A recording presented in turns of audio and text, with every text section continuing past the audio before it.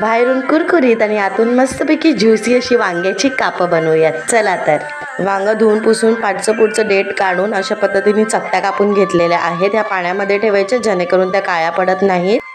व्यवस्थित बुडवून आता आपल्याला हे स्वच्छ धुवून घ्यायचे आणि पाणी काढून घ्यायचं आहे। आता या वांग्याच्या काप्यांवर आपल्याला हळद, मालवणी मसाला, चवीप्रमाणे मीठ ॲड करून घ्यायचं आहे।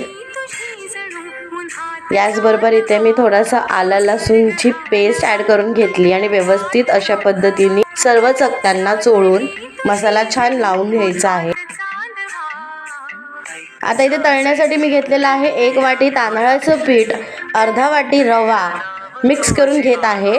यामध्ये हळद, मालवणी मसाला, चवीप्रमाणे मीठ आणि हे मिक्स करून घ्यायचं आहे। आता व्हिडिओमध्ये दाखवल्याप्रमाणे अलटून पलटून दोन्ही साइडून हे मिश्रण छान लावून मीडियम फ्लेमवरती तव्यावर तेल टाकून आपल्याला हे वांग्याचे काप जे आहेत ते फ्राय करून घ्यायचे आहेत। अशा पद्धतीने अलटून पलटून लो फ्लेमवरती दोन्ही साइडून छान खरपूस होईपर्यंत फ्राय करून घ्यायचे आहेत। तर हे झाले आहेत मस्तपैकी बाहेरून कुरकुरीत आणि आतून ज्युसी असे आपले वांग्याचे काप तयार। हे मी सर्व केले होते गरमागरम फुलक्यांसोबत।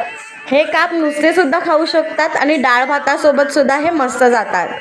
तर अशी ही साधी आणि सोपी बाहेरून कुरकुरीत आतून ज्युसी अशी वांग्याच्या कापाची रेसिपी नक्की ट्राय करा। तुम्ही जर मला फेसबुक किंवा इंस्टाग्रामवर पाहत असाल तर आम्हाला लाईक फॉलो करायला विसरू नका।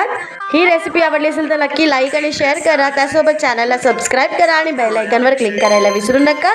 मी तर या कापांचा आस्वाद घेणारच आहे। तुम्ही सुद्धा ही रेसिपी एकदा नक्की ट्राय करा आणि तुम्हाला कशी वाटली आम्हाला कमेंट करून सांगायला विसरू नका। पुन्हा भेटूया अशाच नवनवीन रेसिपीसह। तोपर्यंत बाय बाय।